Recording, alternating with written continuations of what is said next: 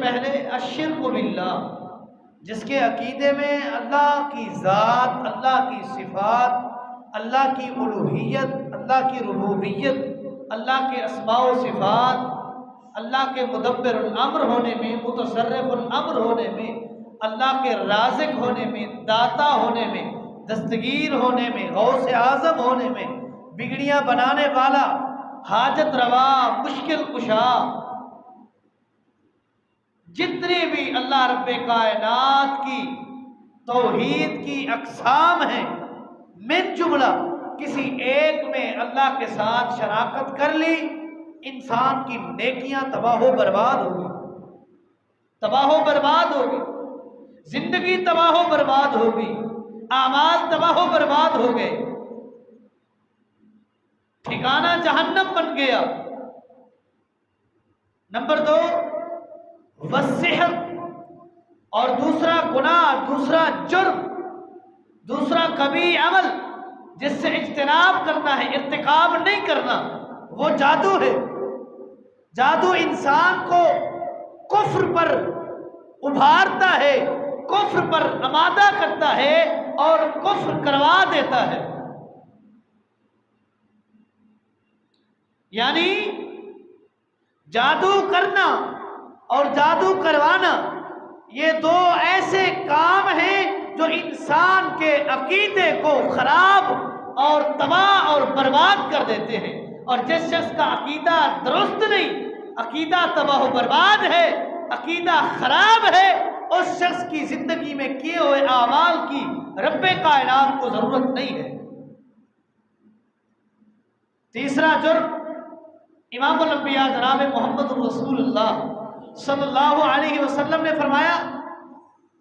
وَقَتْلُ النَّفْسَ الَّتِي حَرَّمَ اللَّهُ إِلَّا بِالْحَقِّ، کسی ایسی جان کو قتل کرنا کہ جس کا قتل کرنا حق بھی نہ ہو، بغیر حق کے کسی معصوم جان کو قتل کر دینا، بلی کا بکرا بنا لینا، اپنی انا کی بھیٹ چڑھا دینا، اپنی دشمنی کے گرد اس کی اس معصوم جان کو لپیٹ کر اس سے یہ معصوم جان چھین لینا۔ امام الانبیاء فرماتے ہیں صلی اللہ علیہ وسلم، جس شخص نے کسی شخص کو، کسی مومن کو بغیر حق کے قتل کیا، اس نے ان مہلک اور کبیرہ گناہ کا ارتکاب کیا ہے کہ جس کے ارتکاب کرنے سے رب کائنات تباہی اور بربادی مقدر بنا دیتے ہیں۔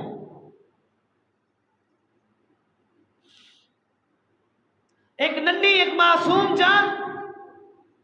اس نے آپ کو کیا نقصان دیا ہے؟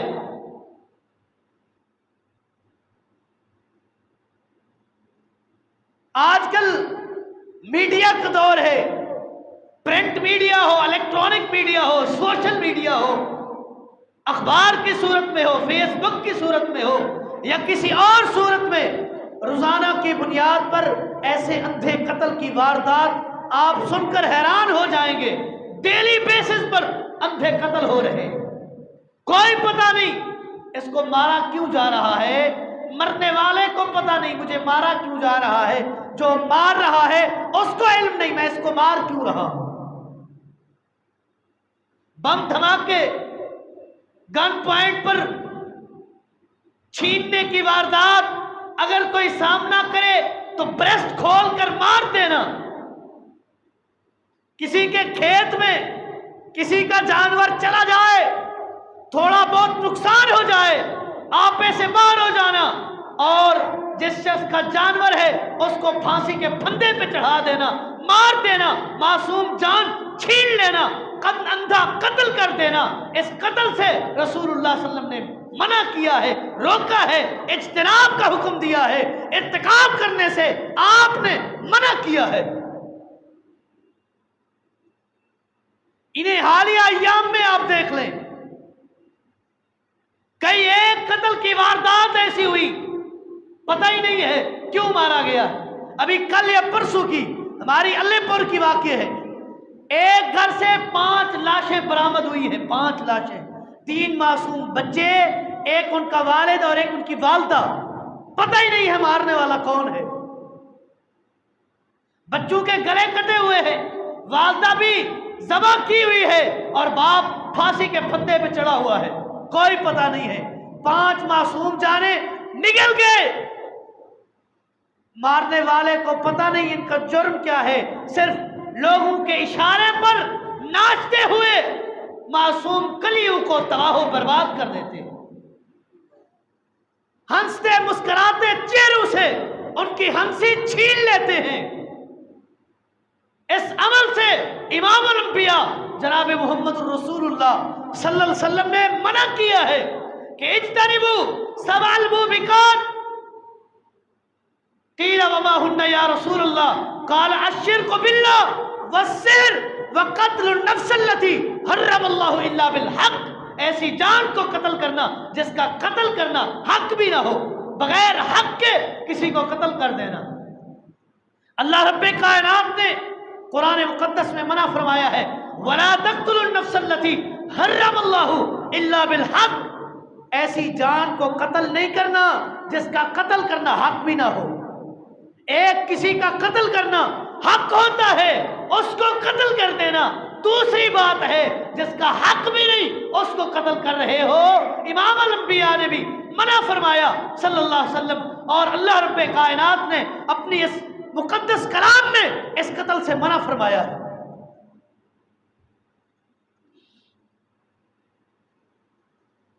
اب بار بار میں یہ بات کہہ رہا ہوں کہ جس کا قتل کرنا حق بھی نہ ہو اس کو قتل کرنا، جس کا قتل کرنا حق ہے وہ کون لوگ ہیں؟ وہ کون لوگ ہیں؟ امام الانبیاء جناب محمد رسول اللہ صلی اللہ علیہ وسلم نے فرمایا لا یحل دم امرئ مسلم،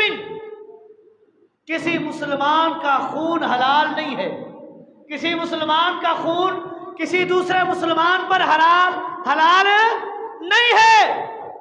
کون سا مسلمان؟ امام الانبیاء اکرم الانبیاء جناب محمد رسول اللہ صلی اللہ علیہ وسلم نے فرمایا یشہد اللہ الہ الا اللہ، وہ مسلمان جس کے عقیدے میں عقیدہ توحید کوٹ کوٹ کر بھرا ہوا ہے، ایسے مسلمان کو قتل کرنا حلال نہیں ہے۔ وَأَنِّي رسول اللہ، اور جو شخص یہ گواہی دیتا ہے کہ میں اللہ کا رسول ہوں، ایسے شخص کا قتل بھی حلال نہیں ہے۔ ایسے شخص کا قتل بھی حلال نہیں ہے۔ حلال کن لوگوں کا قتل ہے؟ امام الانبیاء نے فرمایا الا باحدى ثلاث، 3 قسم کے لوگ ایسے ہیں کہ جن کا قتل کرنا حلال ہے، جن کا قتل کرنا حلال ہے۔ امام الانبیاء جناب محمد رسول اللہ صلی اللہ علیہ وسلم نے فرمایا النفس بالنفس، کسی نے کسی کو قتل کیا اس کے بدلے میں اس کو قتل کرنا حلال ہے۔ کسی معصوم جان سے جان چھینی، بدلے میں اس کی جان چھینی جائے، یہ قتل حلال ہے، یہ قتل حلال ہے۔ وَالتَّارِكُ لِدِينِهِ، اور ایسا شخص جو دین اسلام سے پھر جائے، ارتداد کرے، مرتد ہو جائے، مرتد کا قتل کرنا بھی حلال ہے۔ جو دین اسلام کو چھوڑ دے، دین حنیف کو چھوڑ کر کسی اور ملت کی طرف راغب ہو جائے، اس عقیدے کو اپنا لے، اسلام کو چھوڑ دے، ارتداد کرے، ایسے شخص پر قتل، ایسے شخص کا قتل حلال ہے۔ اور تیسرا السیب الزانی، شادی شدہ ہے، بیوی بچوں والا ہے، پھر بھی زنا سے باز نہیں آ رہا، ایسے شخص کو سنسار کر دینا ہے، پتھر مار مار کر اس کی جان کو ختم کر دینا۔ اس کے علاوہ ان 3 اقسام کے علاوہ کسی اور کا قتل حلال نہیں ہے۔ ایک شادی شدہ زانی جو زنا سے باز نہیں آ رہا اس کو قتل کرنا حلال، دوسرا وہ جس نے کسی کو قتل کیا بدلے میں قتل کیا جائے گا، اور تیسرا جس نے اسلام سے ارتداد کیا، مرتد ہوا، اسلام کو چھوڑا، ایسے شخص کو قتل کرنا حلال ہے۔ اس کے علاوہ کسی اور کو قتل کرنا حلال نہیں ہے، کسی اور کو قتل کرنا حلال نہیں ہے۔ اور یہ قتل اتنا کبیر جرم ہے، اتنا کبیر جرم ہے، اللہ رب کائنات نے قرآن مقدس میں 10 محرمات 10 حرام اعمال میں 10 حرام کاموں میں اس کا ذکر کیا ہے۔ قل تعالوا اتل ما حرم ربکم علیکم اللہ تشرکوا بہ شیئا، اے پیغمبر آپ کہہ دیجئے آ جاؤ، میں تلاوت کرتا ہوں تمہارے اوپر ایسی آیات کو جو تمہارے رب کی طرف سے نازل ہوئی ہے، اس میں اللہ کا حکم ہے اللہ تشرکوا بہ شیئا، میرے ساتھ کسی کو شریک نہیں ٹھہرانا، وبالوالدین احسانا، والدین کے ساتھ حسن سلوک کرنا ہے، نیکی کرنی ہے، اچھائی کرنی ہے، ان کے ساتھ بھلائی کرنی ہے، ان کے ساتھ بہتری کرنی ہے، ان کی خدمت کرنی ہے، ان کی عزت کرنی ہے، ان کو کھلانا ہے، پلانا ہے، ان کے ساتھ نیکی کرنی ہے۔ اگر نہیں کرو گے محرمات میں آپ شامل ہو گئے ہو۔ وَلَا تَقْتُلُوا أَوْلَادَكُمْ مِنْ إِمْلَاقٍ، مال کی زر کی تنگی کی وجہ سے، مہنگائی کی وجہ سے اپنی اولادوں کو قتل نہ کرو۔ نحن نرزقکم وإیاہم، تمہیں پتہ نہیں ہے جو جان اس زمین پہ آتی ہے اس کا رزق کا ذمہ میرے رب نے اٹھایا ہے۔ نحن نرزقکم وإیاہم، ہم ہیں اس کا رزق دینے والے، ہمارے علاوہ کوئی اس کا رزق کا بندوبست کرنے والا نہیں ہے۔ وَلَا تَقْرَبُوا الْفَوَاحِشَ مَا ظَهَرَ مِنْهَا وَمَا بَطَنَ،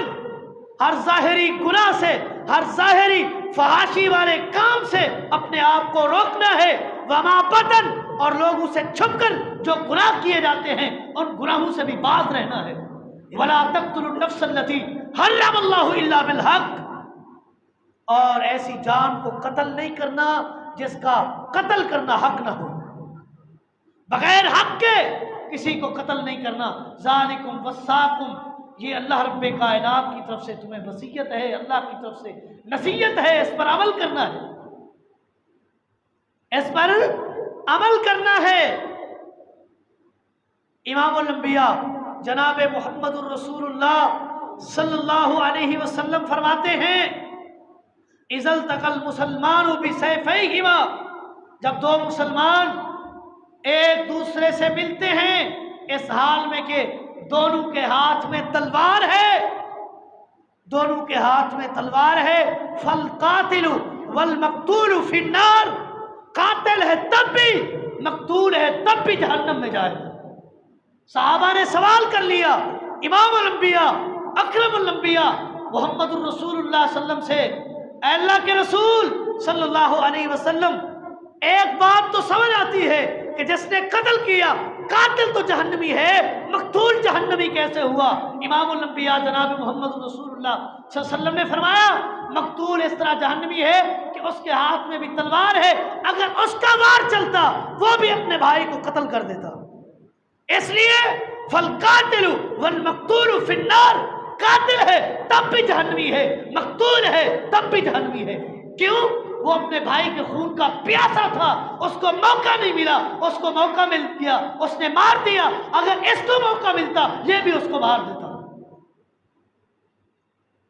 امام الانبیاء جناب محمد الرسول اللہ صلی اللہ علیہ وسلم نے خطبہ حجۃ الوداع کے موقع پر 9 ذی الحجہ کو یوم عرفہ کے دن عرفات کے میدان میں ایک عظیم الشان خطبہ ارشاد فرمایا جس کو خطبہ حجۃ الوداع کہتے ہیں۔ امام الانبیاء فرماتے ہیں، امام الانبیاء جناب محمد الرسول اللہ صلی اللہ علیہ وسلم نے فرمایا ان اللہ حرم علیکم دماءکم واموالکم، اللہ نے تمہارے اوپر تمہارے خونوں کو، تمہارے مالوں کو حرام کیا ہے کحرمت یومکم ھذا فی بلدکم ھذا، جس طرح اس 9 ذی الحجہ کے دن کی حرمت ہے اس مکہ شہر کی حرمت ہے، جیسے اس میں کسی قسم کا نقصان نہیں کرنا، نہ اس دن میں کسی قسم کا نقصان کرنا ہے، اسی طرح تمہارا خون بھی حرام ہے اور تمہارے مال بھی ایک دوسروں پر حرام ہے۔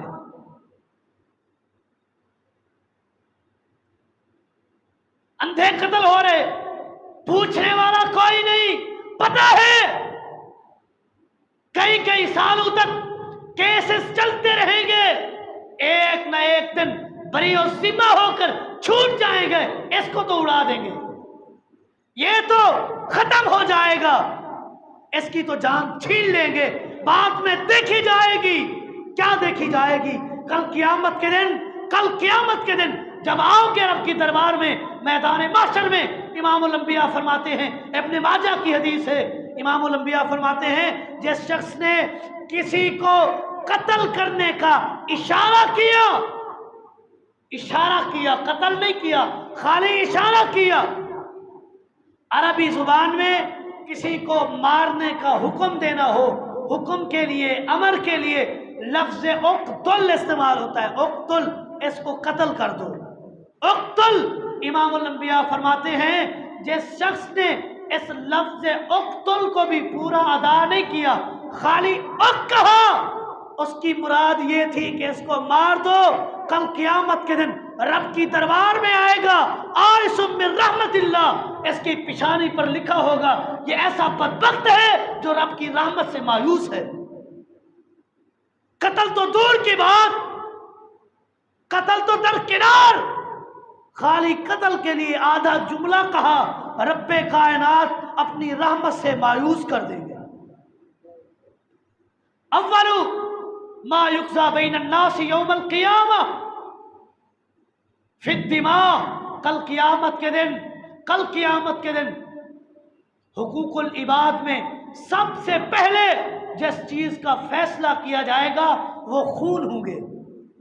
جن خونوں کو ناجائز قتل کیا ہوگا، کل قیامت کے دن حقوق العباد میں سب سے پہلے اسی چیز کا سوال ہوگا۔ کیا جواب دو گے؟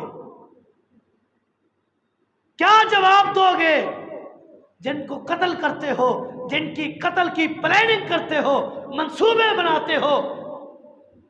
ٹارگٹ کلر خریدتے ہو، مارنے کے لیے پیسے لگاتے ہو، سر کی قیمتیں لگاتے ہو، کل قیامت کے دن رب کو کیا جواب دو گے؟ یہی جواب دو گے کہ یہ میرا دشمن تھا، اس لیے میں نے اس کی سر کی قیمت لگا دی تھی، یہ میرے کام میں ٹانگ کراتا تھا اس لیے اس کو اڑا دیا تھا، یہی جواب دو گے؟ کوئی جواب نہیں بن پائے گا،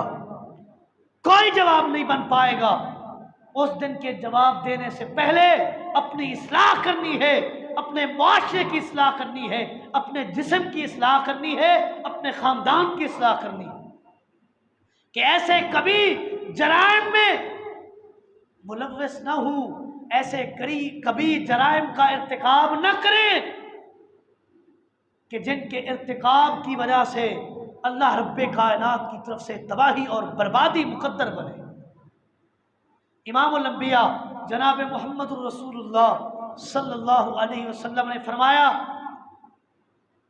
امام الانبیاء فرماتے ہیں کہ لو ان اہل السماء والارض، اگر پوری آسمانی مخلوق اور زمین کے اندر جتنی مخلوقات موجود ہیں، اشترکوا فی قتل مؤمن، مل جائیں، اکٹھے ہو جائیں، اکٹھے منصوبہ بنا لیں، پلاننگ کر لیں، آسمانی مخلوق بھی، زمین کی جتنی مخلوقات ہیں سارے مل کر کسی مومن کے قتل کا منصوبہ بنا لے، لَعَقَبَّهُمُ اللَّهُ فِي النَّارِ، اللہ رب کائنات تمام آسمانی جو اس پلاننگ میں شامل ہیں اور جو زمینی لوگ اس پلاننگ میں شامل ہیں، لَعَقَبَّهُمُ اللَّهُ فِي النَّارِ، اللہ رب کائنات سارے کے ساروں کو جہنم میں پھینک دیں، سارے کے سارے لوگوں کو جہنم میں پھینک دے۔ نبی علیہ الصلوۃ والسلام کا فرمان، کل ذنب عسى اللہ ان یغفرہ، ہر گناہ پر یہ امید رکھ لیں کہ رب معاف کر دے گا، رب معاف کر دے گا۔ ایسے گناہ بھی ہیں جن پر اللہ رب کائنات کی طرف سے بھی معافی نہیں ہے۔ کون سے گناہ؟ الا الرجل یقتل مؤمنا متعمدا، جس نے کسی مومن کو جان بوجھ کر قتل کیا، ایسے گناہ کی اللہ سے معافی کی امید نہ رکھو، رب معاف نہیں کرے گا۔ دنیا میں توبہ کر لو، اس کی دیت ادا کر لو، اگر قصاص دینا پڑے قصاص دے دو، اگر وہ معاف کرتے ہیں معاف ہو وہ کروا لو اپنا جرم، کل قیامت کے دن رب کی طرف سے معافی کی امید نہیں رکھنی۔ اذن رجلی یموت کافرا، اور دوسرا وہ بدبخت ہے کہ جس کو اللہ نے 50 60 70 80 90 سال عمر دی لیکن مرا کفر کی حالت میں ہے، ایسا شخص بھی رب سے اپنے گناہوں کی معافی کی امید نہ رکھے، اپنے رب سے گناہوں کی معافی کی امید نہ رکھے۔ امام الانبیاء جناب محمد رسول اللہ صلی اللہ علیہ وسلم نے فرمایا، من یقتل معاہدا لم یرا رائحۃ الجنہ، جس نے کسی ذمی کو جو تمہارے ملک میں تمہاری ریاست میں ٹیکسز دے کر رہ رہا ہے، غیر مسلم ہے، ٹیکس دے رہا ہے، آپ کا اس کے ساتھ معاہدہ ہے، کسی معاہدہ کیے ہوئے ذمی کو جس نے قتل کیا، مارا، اس کی معصوم جان کو چھینا، امام الانبیاء فرماتے ہیں لم یرا رائحۃ الجنہ، وہ شخص کبھی بھی جنت کی خوشبو نہیں پا سکے گا، کبھی بھی جنت کی خوشبو نہیں پا سکے گا۔ اور امام الانبیاء فرماتے ہیں صلی اللہ علیہ وسلم کہ جنت کی خوشبو تو 40 سنتاً 40 سال کی مسافت آپ جنت سے دور ہو گئے، جنت کی خوشبو آپ کو پہلے میسر ہوگی، محسوس ہوگی، لیکن یہ بدبخت ایسا ہے کہ جو جنت کی خوشبو بھی نہیں پا سکے گا، خوشبو نہیں پا سکے گا۔ امام الانبیاء فرماتے ہیں کہ جس نے کسی قتل میں کسی قسم کی شراکت کی، ایک قتل کیا، اس قتل میں 1 یا 2 یا 10 آدمی شریک ہیں، ساروں پر قصاص لازمی ہے، بدلہ لینا چاہیے، ساروں کو بدلے میں قتل کر دینا چاہیے، جو فیصلہ موطا امام مالک میں امام مالک نے محفوظ کیا ہے حضرت عمر رضی اللہ تعالیٰ عنہ کے دور خلافت کا، کہ ان کے دور خلافت میں صنعاء بستی میں ایک مومن کو 6 آدمیوں نے مل کر قتل کر دیا تھا، 6 آدمیوں۔ فیصلہ امیر المومنین عمر بن خطاب رضی اللہ تعالیٰ عنہ کے پاس پہنچا، آپ نے آرڈیننس جاری کیا کہ جن 6 لوگوں نے اس ایک مومن کو قتل کیا ہے، اس کے بدلے میں ان 6 کے 6 کو قتل کر دیا جائے۔ آرڈیننس پہنچا، گورنر نے حکم دیا، لوگوں نے احتجاج کی کالیں دے دی، احتجاج شروع کر دیے، لوگ جمع ہو گئے، کیسی بات ہے، کیسا آرڈر ہے، کیسا آرڈیننس ہے، قتل 1 ہوا، بدلے میں 6 قتل ہو رہے ہیں، عقل تسلیم نہیں کرتی۔ لوگ سڑکوں پر ہے، احتجاج کر رہے ہیں، عقل نہیں تسلیم کرتی۔ گورنر نے دوبارہ پیغام امیر المومنین عمر بن خطاب رضی اللہ تعالیٰ عنہ کے پاس بھیجا کہ معاملہ ایسا گھمبیر بن چکا ہے، لوگ باہر نکل چکے ہیں کہ 1 قتل کے بدلے 6 کو قتل کیا جا رہا ہے، عقل تسلیم نہیں کرتی، 1 کے بدلے 1 قتل کیا جائے۔ امیر المومنین عمر بن خطاب رضی اللہ تعالیٰ عنہ نے مدینہ چھوڑا، صنعاء بستی میں پہنچے، لوگوں کو جمع کیا ایک میدان میں اور خطبہ دیا۔ کیا خطبہ دیا؟ امیر المومنین کی فقاہت میں قربان جاؤں، امیر المومنین عمر بن خطاب رضی اللہ تعالیٰ عنہ نے رسول اللہ کی اس حدیث کی ترجمانی کی ہے، فرماتے ہیں یہ تو 6 آدمی ہیں، اگر پوری صنعاء بستی اس ایک مومن کے قتل میں ملوث ہوتی، امیر المومنین عمر بن خطاب کسی ایک کو بھی معاف نہ کرتا، اس کے بدلے میں پوری کی پوری بستی کو قتل کر دیا جاتا۔ یہ اس حدیث کی ترجمانی ہے جو امام الانبیاء نے فرمائی ہے، اگر زمین و آسمان کی مخلوقات کسی ایک مومن کے قتل پر جمع ہو جائیں، لَعَقَبَّهُ اللَّهُ فِي النَّارِ، اللہ سب کے سب کو جہنم میں پھینک۔ لہذا یہ قتل کو چھوٹا موٹا جرم نہیں ہے، یہ چھوٹی موٹی کوئی چھوٹا موٹا گناہ نہیں ہے، چھوٹا موٹا کوئی قباحت والا کام نہیں ہے، یہ بہت بڑا گھمبیر جرم ہے۔ یہ ہلاک کر دینے والا جرم ہے، تباہ کر دینے والا جرم ہے۔ اس کام سے، اس جرم سے، اس فعل سے اجتناب کریں، بچیں، دوسروں کو بچائیں، حتی الامکان کوشش کریں کہ اس کام سے بچ جائیں۔ یہ نہ ہو کہ آپ سے یہ کام ہو جائے، زندگی کی نیکیاں تباہ و برباد ہو جائیں۔ اللہ رب کائنات سے دعا ہے، اللہ رب کائنات قرآن و سنت پر عمل کرنے کی توفیق عطا فرمائے۔ ھذا ما عندی واللہ اعلم بالصواب وما توفیقی الا باللہ۔